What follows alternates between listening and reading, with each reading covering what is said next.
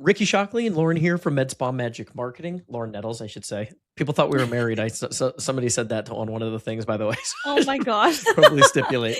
That's so funny. Yeah, and today Lauren thought it'd be fun to talk about AI use cases, where AI can be useful in marketing for your med spa, and where there's probably still a human advantage, whether it's internally or externally.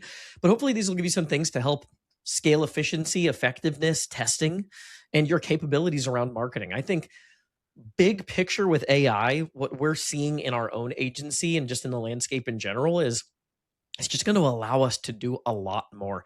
There are nearly an unlimited number of things we can all be doing to market our practices, our businesses, and to grow our client base. There's an unlimited amount, right? You can put in unlimited effort, unlimited people putting in unlimited effort.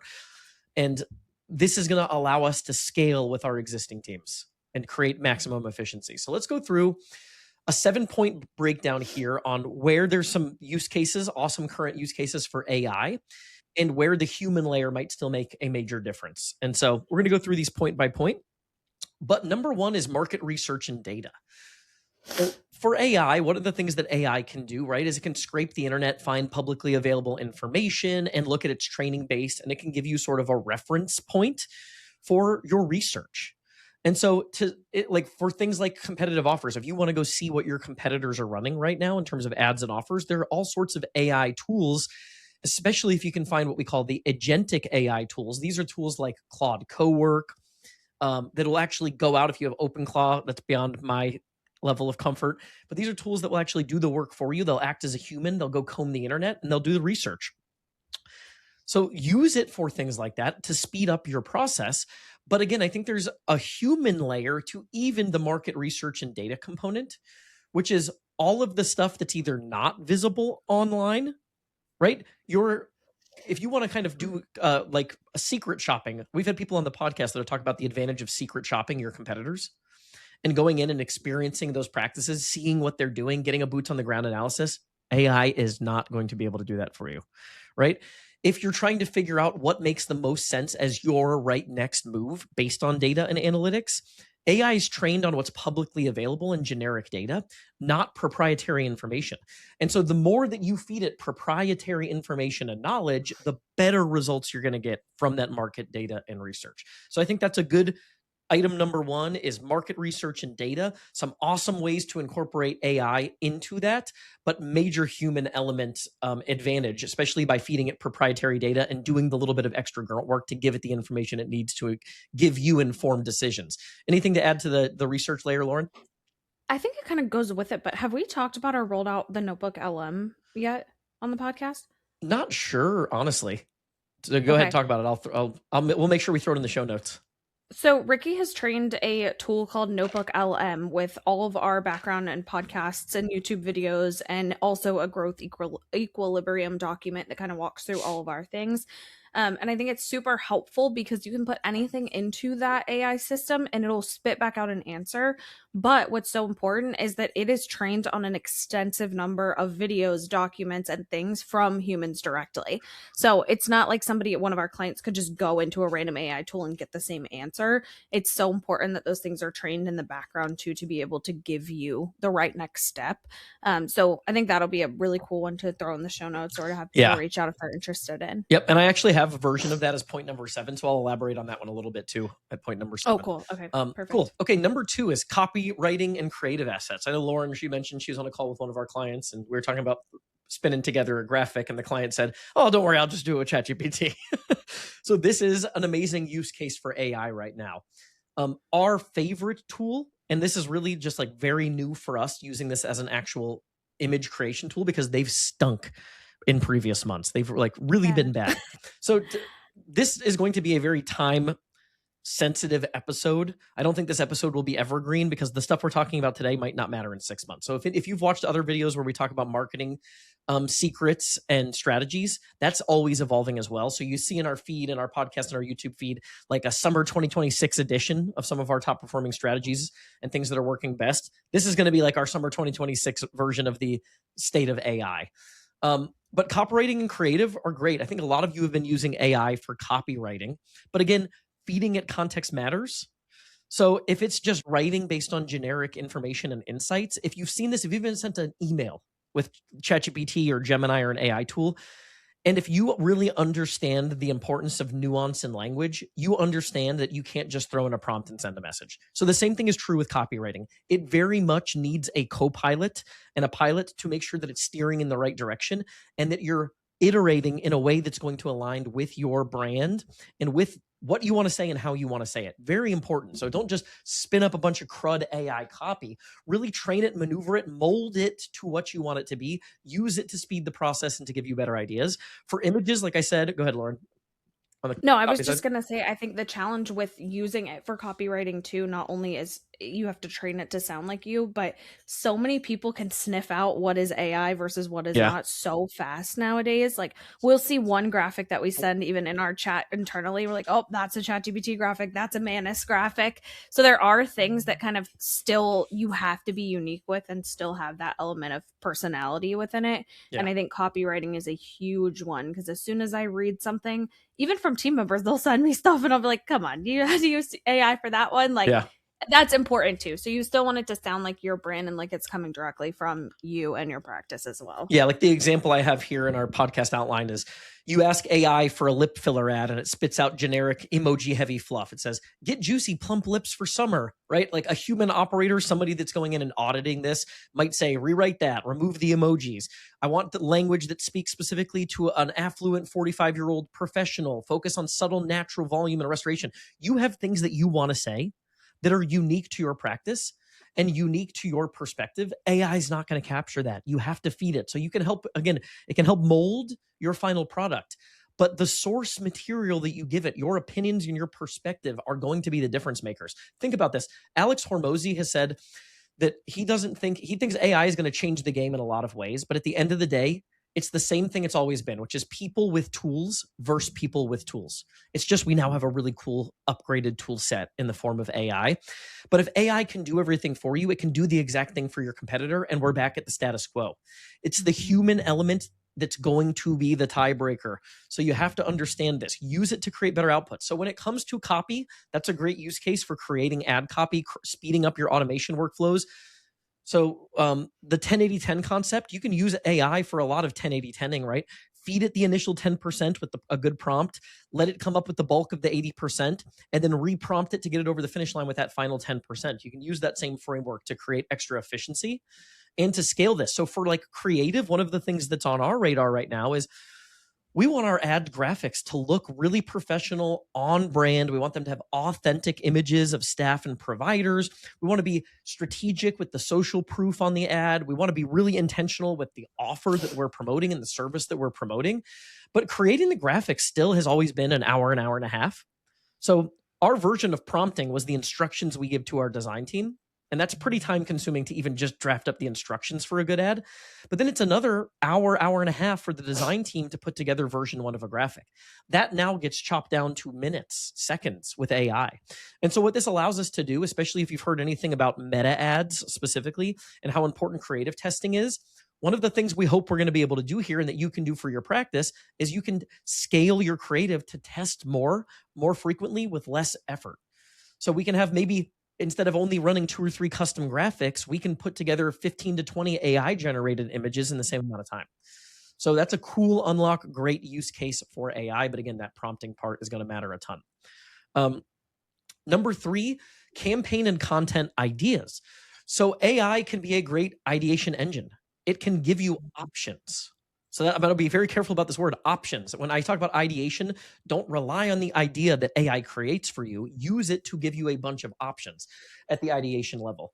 So for example, it can map out a 30-day educational content calendar. If we wanted to promote microneedling in our practice and we want a content calendar on microneedling and you feed it your page, it can come up with a really good blueprint that you can sort of 10-80-10 here.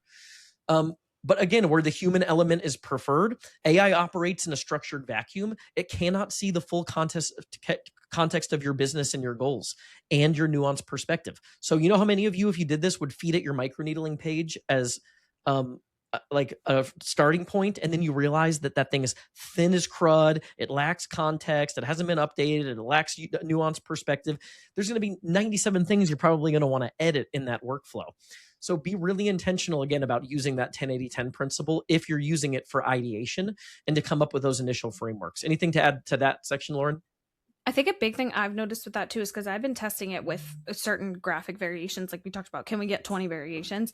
And I think a big thing that AI does is it'll just come up with as much as it can and just throw it on different graphics and different copy and things, but it's not things of direct value. So it comes up with as much as it wants, but it's not things that are going to actually make an impact or make that next step that people want to take. Yeah. For example, like we were coming up with a weight loss funnel for one of our clients, and it just came up with so much fluff that just is totally not what people care about or what they want to hear. Yeah. And so it came down to, like Ricky said, the 10-80-10 rule. We had to prompt it with, no, people don't want to hear about that. Like they want to hear real statistics that have to do with why the weight loss drug can impact your hair loss or your hair growth, and how can we overcome that.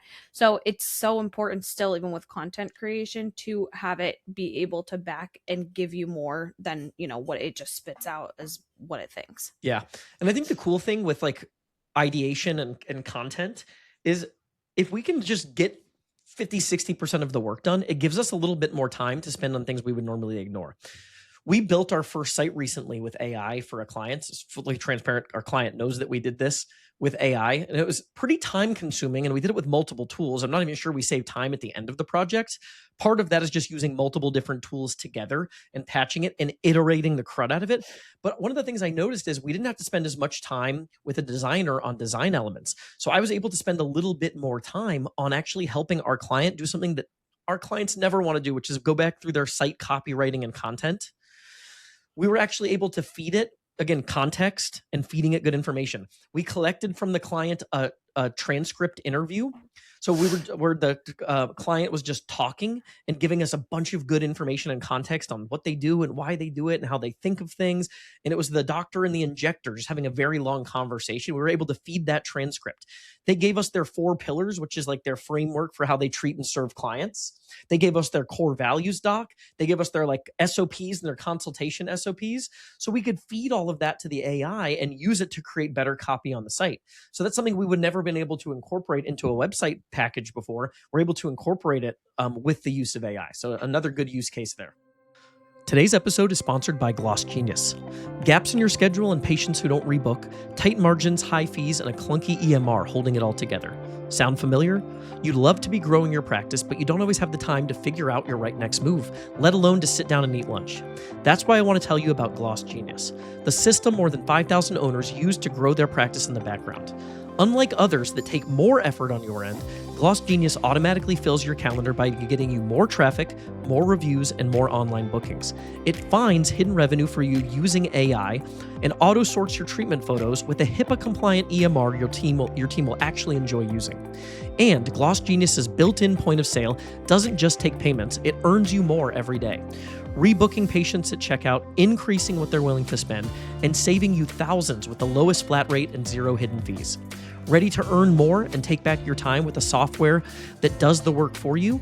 Use code STRATEGIES at glossgenius.com/medspa success strategies for 50% off your first 2 months of any aesthetic practice plan. That's code STRATEGIES at glossgenius.com/medspa success strategies. Hey, practice owners and marketing directors, interrupting this episode to invite you to schedule a one-on-one strategy call with me to discuss how we might be able to improve and level up your digital marketing efforts. So we're rated 5 stars on Google. We're HIPAA verified by Compliancy Group, and we have a track record of taking clients from $30,000 a month to $120,000 a month and adding multi-millions of dollars in additional revenue for some of our bigger multi-location med spas from more effective marketing strategies. So on the free strategy call, it's really educational. I basically spend an hour going through detailed reviews of all of our best performing plays that we run for our clients. You have it to take and run with it if that's what you want to do. And if you think it might be a fit to work together, then we're excited about the possibility to partner with you. But if you're interested in better, more effective digital marketing solutions for your med spa, visit medspamagicmarketing.com. That's medspamagicmarketing.com to schedule your one-on-one strategy call with me. All right, number 4 on our list is ad campaign deployment and optimization, what AI can do. Ricky, I think your audio just went out. I don't know what's going on with that. Can you hear me now? Yep, you're back. Cool. Did you hear me say number 4? Yeah, you just said number 4. Yeah. Okay, perfect. Number 4 is ad campaign deployment and optimization. So what can AI do here? So there are modern AI tools, some native to your ads platforms, some third-party tools that can do things like automate your bid adjustments. You've had that as an option in Google forever, to be honest. Build new audiences, run Meta and Google Performance Max campaigns, scale budgets. I just got off a call with an agency group that we're in today. A lot of people were using a tool called Victor, Viktor, to do a lot of agentic. Again, agentic just meaning the AI actually logs in and does some of the work for you. They were using it to build the initial frameworks for Google Ads campaigns. So they could preload all of their SOPs, their frameworks, their keyword list, their copy, and Victor can go in, get into the ads dashboard, build everything out, and then all you have to, they weren't letting it deploy yet, but it was in there as a draft, and then it had a human QA person on the back end, making sure everything looks good and launching, but just speeding up the process dramatically. So another really good use case for potential AI deployment, to just make sure that the actual building of campaigns is quicker, building your ads assets and managing some of your online dashboards. With that, though, I think having the human eye kind of as the next step of this is the number one importance there, because there is so much that these dashboards will recommend as great suggestions or solutions that are going to make your campaign so much better. And it's funny because a lot of times our clients will come to us and say, oh, I got this pop-up from Google and it's saying, turn on broad match because it'll be cheaper and Oh it'll yeah. increase our number of clicks, etc. And then we have to take 20 minutes to explain why that's not something that we want to do. So it's still incredibly important to have that human eye then on the campaign or on the build and make sure that we're approving those changes or knowing why we're making those changes, because it really can make or break a campaign. For example, if we allowed that auto recommendation to turn on the broad match keywords, I'm sure you've heard us talk about it if you watched the podcast before, you will have so much junk search that's coming through that you're basically wasting all of your budget, but you're hitting Google's benchmark of conversion rate looks great or your cost per click is super cheap. So those kind of things that the system wants to prompt for aren't necessarily things that a human is going to say, yes, that's something that we want to do in our campaign. Yeah, the advice, I would say, like, the advice from AI is less reliable.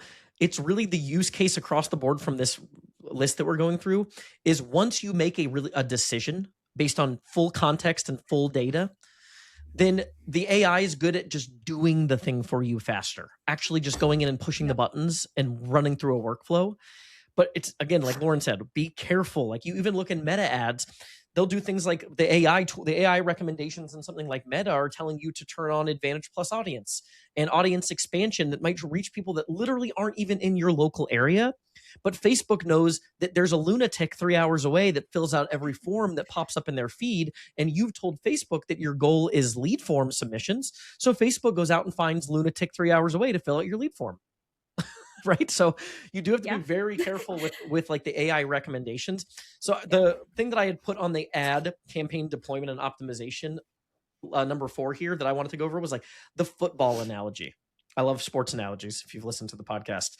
But in football, for example, there's not really a formation or a play that is so novel that every other coach in the league doesn't know that it exists.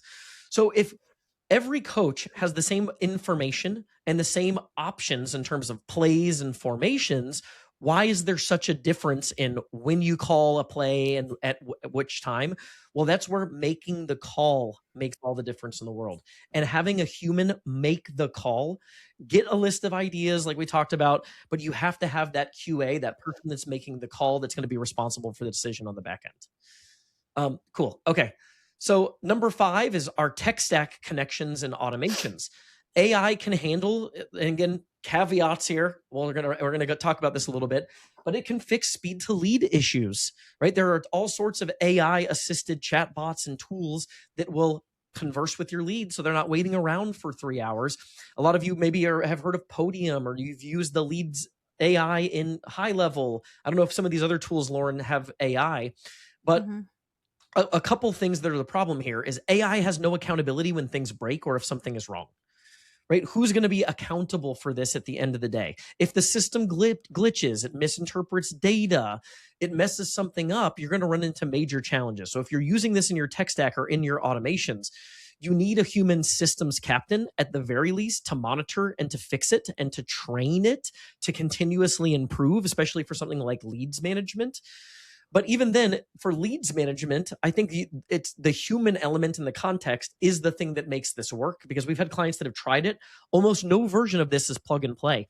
And that just speaks to the idea that these AI tools are not super valuable off the shelf.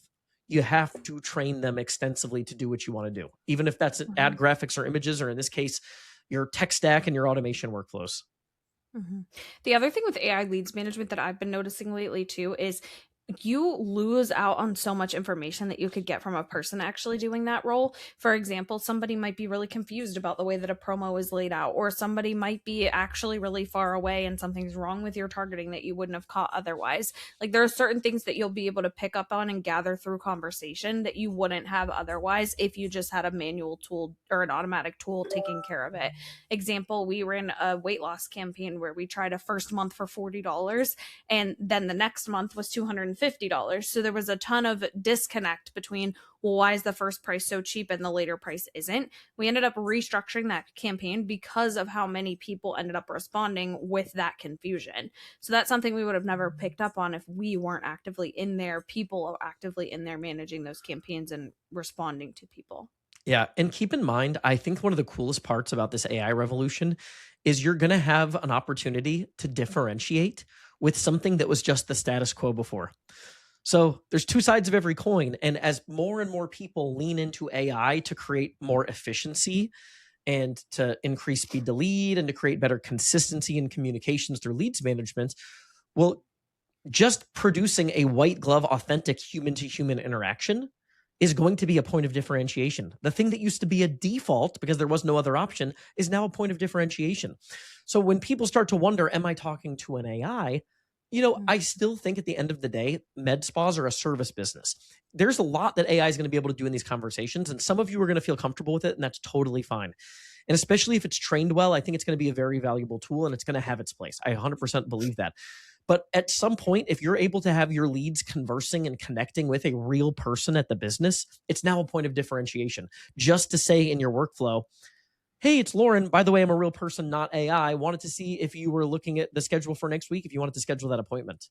Right? Now, there's something called the reciprocity principle. And it's that it's essentially if someone does something for you, you feel an obligation to do something back for them. Well, that can even be boiled down to the communication layer, where people feel more of an obligation to respond when a human is making the effort to reach out than if it's an AI engine. If people know or start to feel like this is just a computer, even if the computer's so good you can't tell, but they just start to assume by default that it's the computer talking, people really don't feel any sort of obligation to get back to you and give you a status update. If it's a real person, hey, Lauren, a real person, noting that in the chat thread, you create more of an obligation to respond, which I think is going to increase results. So again, it's not saying that AI is not useful. I think that it definitely is, can handle a bulk of this, but you have an opportunity for differentiation by building in a human layer to that as well. Hey there, wanted to briefly interrupt the episode to make a quick ask. If you're a podcast listener, it would mean the world to us if you leave a review for the podcast, whether that's on iTunes or Spotify. It's something I hadn't really remembered or thought of asking for, but it does help us show up more frequently so that we can reach more people with the information that we're providing. So it would mean the world to us if you'd leave a review on iTunes or Spotify, if you're listening on audio. If you're watching on YouTube, make sure to hit the subscribe button so you're in the loop for future videos and you don't miss any of the content that we're putting out.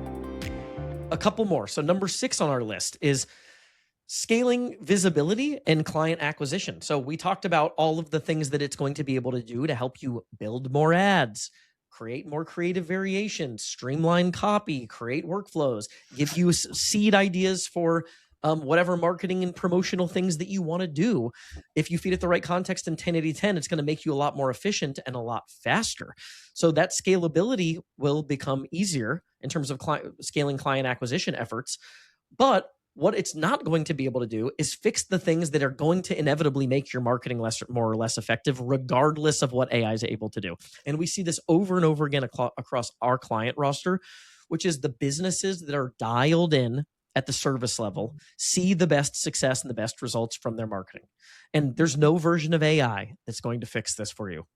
And so when we look at our client roster and we have clients that are getting new bookings for $150, $160, and they're thrilled with the results. And then we have other clients that are getting $160 client acquisition on ad spend, and they feel like they're in a cash pinch and everything's a struggle. We start to look at things and things fall apart at the consult to the service layer. It's, how are your consults handled? What are you doing about your rebooking process? What is the difference from your top provider to your mid-tier provider in terms of retention and client satisfaction? Those things make all the difference in the world. Those are problems AI is not going to solve for you. And marketing at its finest is just going to be fuel on the fire of an already successful business. It's putting a Band-Aid on a bullet hole of a business that's struggling foundationally. We just had Haley Wood on the podcast. She talked about her A-plus providers have something like 90% retention in her practice. Now, again, your source of client acquisition will impact that, no doubt. But for her, it was 90. The difference just in provider quality from the same types of patients was 60% with certain providers all the way up to 90. And her practice will build momentum and thrive with the 90% providers. On the people that have 60% retention, she knows it's going to be a struggle, and she has to coach those people up until they get to the A+ caliber. The difference between A+ and A- teams is everything in this industry and everything in this space. And AI is not going to fix that for you. So if AI writes the perfect ad and helps you spit out a bunch of different creative and test and get your cost per lead down, and it doubles the amount of new bookings in your clinic, but you have a rude receptionist and a subpar like in-office experience, your waiting room is kind of sloppy, it's not super professional, the providers are just a little above average but not exceptional, everything will fall apart. So humans fix operations. AI is just here to help amplify what's already going to work. I know we've talked about that extensively, so PSA number 976 on that. Anything to add to that, Lauren? No, I think that's perfect. Okay, now the last one is the strategic brainstorming and context layer we just talked about. So AI can synthesize and analyze a massive amount of data if you feed it custom context. So we did this, for example, one of the things that we try to do on our quarterly reports for our clients is we talk about the reason we don't like these patient guarantees you see a lot of marketing agencies do is it's optimizing for the wrong data point. It's just optimizing for the leading indicator of butts and seats. I talked to a person a couple of years ago that ran a facials business. She was an esthetician, didn't have injectables, which I think is a challenge in and of itself here. but she was an esthetician doing facials, and she worked with an agency that was guaranteeing her 30 booked and paid new facial clients every month. And she scheduled a call with us to talk about marketing. I said, well, are they getting you the 30 every month? She said, yeah. I said, so what? I'm confused. What is the problem? And well, of the 30 that come, they're coming from weird areas. They're really like the fringe market of discount shoppers. And my retention, my rebooking, my cross-selling is virtually zero on these people. But as far as the agency is concerned, the incentive structure was to get 30 butts in seats. So you have to make sure that you're feeding this data. Like one of the things that we do as a result is to make sure we're optimizing for the data points that matter. We feed data, multiple different reports into Gemini to give us specific findings so that we can calibrate strategies to offers that are not just getting butts and seats. Butts and seats is important, but how does that actually play out in terms of retention and lifetime value over time? AI is really good at synthesizing and giving us that data if we feed it the right information in the right context. But the human element is still super, super important because you're going to have to 1080-10 that. You're going to have to feed it the right data, get the outputs in a way that makes sense to give you the capability to make informed decisions. And if you don't make informed decisions with this data, it's not super useful. So having a pilot that tells these things what to do, how to talk to each other, and how to find the right answer to the right problem so that you can make the right strategic adjustment makes all the difference. We talked about the Notebook LM. Lauren mentioned it earlier, this thing that we have. So I'm going to make sure that's in the show notes. If you have not heard from us about this before, I strongly encourage you go check this out. It's completely for free. It's ungated. You will just have direct access via the link. The answers you get from that tool are going to be dramatically different than the answers you get from just going to ChatGPT. And one of the major reasons that I think this is really important is because ChatGPT, Gemini, and all these other AI tools at a default off-the-shelf layer, they don't know what good and bad advice is. And that's dangerous. Go back to the email examples. I was just using AI. I think all of you, if you use AI, have had this exact experience where I told it to do something. I gave it what I thought was pretty good prompting that first 10%. it gave me back something that just didn't make any sense. Like, it was just, I think, foundationally incorrect. And I pushed back and it said, oh, yes, you're correct. That wouldn't make any sense. I just remembered what it was. It wasn't even work related. I was planning a golf trip, trying to plan a golf trip. And I was going through all the different options of trying to make this work logistically. And it gave me this itinerary. And I said, but that wouldn't work if this, this, and this. And it's like, oh, yeah, you're right. That was a horrible idea. And so at the end of the day, you need someone to feed it the right information and to help make the right call. So like when you use our Notebook LM that's trained on hundreds of our internal SOPs, our internal documents, and our playbooks, the things we've talked about on this YouTube channel and this podcast, not only internally with Lauren and I, but some of our guests, top performing top experts in the industry, that's going to give you information that we have confidence is the right next move that fully digests all of the trade-offs. Okay, so we're going to do a little exercise. We're going to look at a generic Google Gemini result and answer versus like the Notebook LM that we've created from the training of all of our podcast episodes and YouTube videos and some internal documents to show why context matters so much. So I'm going to paste this question word for word. And the question is, my cost per lead is high on my meta ads for my med spa, Botox ads, help me fix it. And so the generic version of Gemini is referencing a multitude of sources from multiple different companies. And the problem with this is you don't know if the data that backs these recommendations is legit. This is a major problem with AI. It's trained on information that's publicly available with no ability to verify the effectiveness of the strategy. And so I spoke at a conference a couple years ago, and I spoke right after someone who was preaching a fundamentally different strategy than we typically preach and coach on in our marketing advice section. And when I talked to the owner of this conference, I was able to provide data that shows, hey, here's what I'm actually seeing in my data. Hers was all theory. Why would you compare hard data to someone's theory that has no evidence to back it? And that's exactly what these search tools or these AI tools are going to do by default. So it sounds really good. And some of this is good. But the problem is if 85% of this is right and you use the whole thing and 25% of it is rat poison, right? Like a pizza that's poisoned with a few drops of cyanide is still going to kill you. And the same thing is true with the bad advice from these tools. So it gave some recommendations here that are pretty good. Like it said, use lead forms, native lead forms instead of landing pages. Your offer might be too generic. So it was giving some like decent introductory advice on where to look, but then the specific recommendations might make absolutely no sense. Like soften your language, swap Botox out for wrinkle relaxer treatment. That's the exact opposite of what we found to be effective. Mm-hmm. Your offer is too generic. So in this example, it was a get 20 units of Botox plus free skincare consultation for only $199, new patients only. And then bank your Botox, lock in $10 a unit for the next 12 months when you quit. They have no idea whether offer A, version A is better than version B at all. And I would be willing to bet just from first glance, that probably was the opposite of the truth. They give you an idea on different types of creative to test. But if we actually have data to know which creative version is going to perform, we don't do this. A video walkthrough of a treatment, a selfie review, a simple high contrast text card. Let Meta's algorithm decide which one gets the lowest CPL. Again, you're kind of optimizing for the wrong point too if you're just looking at that. So this just lacks so much context on what the right decision actually is.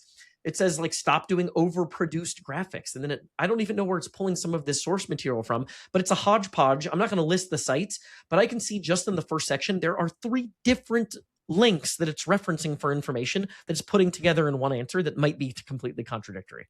So if I go into our tool and I ask that same question, you're going to get a framework that has some data behind it, right? If your meta ads are pulling high cost per lead, you have a top of funnel bottleneck. While a highly optimized Botox campaign could yield $7 to $15 and sometimes lower, a CPL creeping up to $30 means your campaign might be bleeding cash and driving up CAC.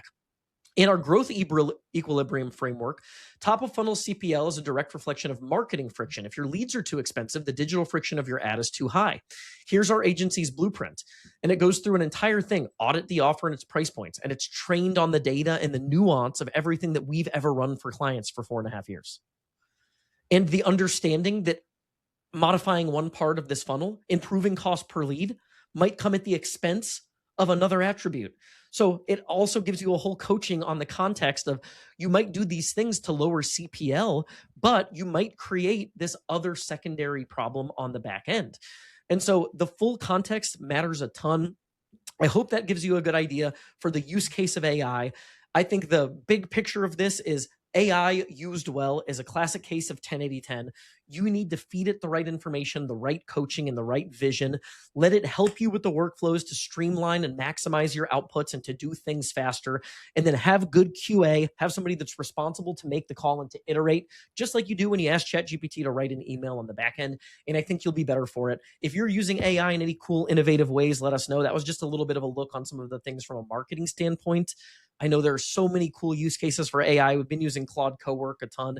So if you've got anything cool you want to share in the comments, share it below. We'd love to make sure everybody else has visibility and we're sharing ideas there. Anything to add, Lauren, before we wrap?